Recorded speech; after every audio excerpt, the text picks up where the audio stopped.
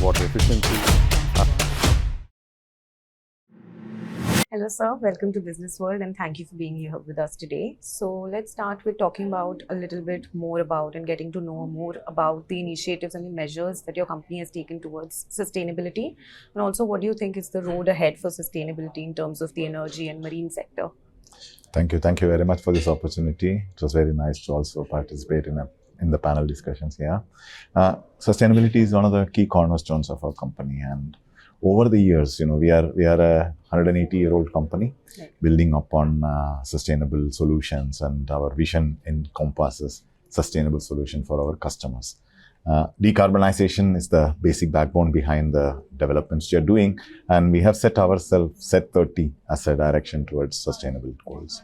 So that includes all our activities and operations which we are engaged with, building up towards that. That is also matching towards our company, which is headquartered in Finland, to match up that 2035 goals which the country had set in.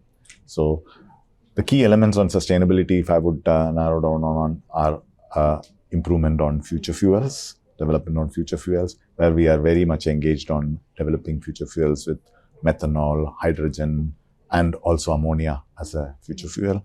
And there, a lot of our activities and operations have moved towards that. There is a high effort on R&D spending to develop those products for our customers and get towards that. Our solutions are already ready with a blend of 25% for hydrogen for land-based energy applications. And within 2025, we will have a full-fledged PAN solution ready.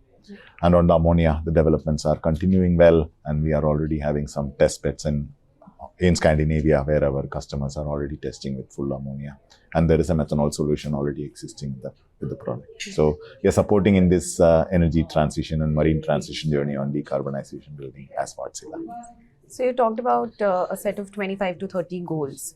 So, what are some of the key metrics or say indicators that help you measure the effectiveness as to how much you've attained the goals and how much initiative is successful?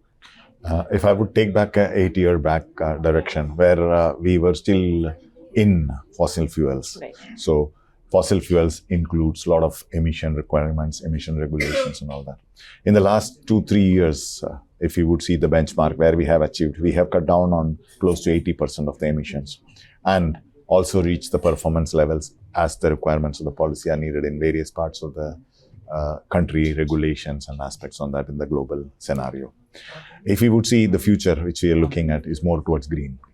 So the green, as I indicated, we are already in some of the future fields, we are already at an advanced stage of solutions. And then in some of them, we are almost reaching there in a couple of years. So metrics develops like this.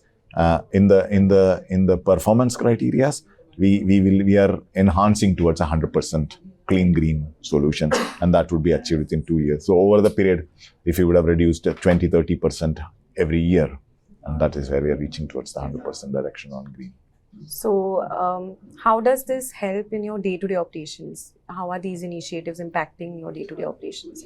So it's a very, very important question, and if in our activities, if we don't embrace this, it's difficult also to prove it and make an example to the outside. So first is to make ourselves set that goal and reach towards that. So there, if you would see, the small elements like, the electricity which we consume is more coming from green. Solar plants are there, solar solutions are there. The energy efficiency within us, we do periodic energy efficiency audits, and there we try to achieve 20% improvements year on year. So today, all our electric sources, if you would see, all our LED lights, which are very, very energy efficient and also gives comfort to the people who are working there. So these are simple stones. And then if you think about water, we do rainwater harvesting, saving water in different aspects. So if I would say today we are self-sufficient on the water with the rainwater harvesting which we have done. So those are the direct measures which we could see. And also, let's talk a little about the internal communication among your organization. So how do you foster a culture of sustainability among your employees? Are there any policies in place, or is there any training happening to inculcate these values of sustainability among your employees?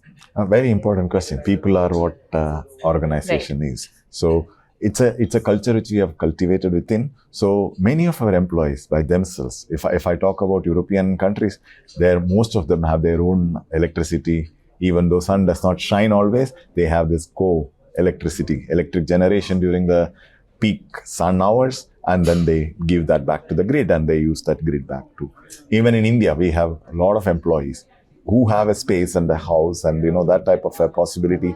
They have engaged in this type of rainwater harvesting, solar panels, and also an important policy which we are looking at. Today it is still in the nascent phases, but already some of them have moved towards CNG, which was a vehicle which was available already. Now with EV picking up, more and more people are looking towards EV solutions. May take a couple of years more, maybe, by the time the stability happens, but we are on the right track, I would say. Thank you so much for the insight, sir.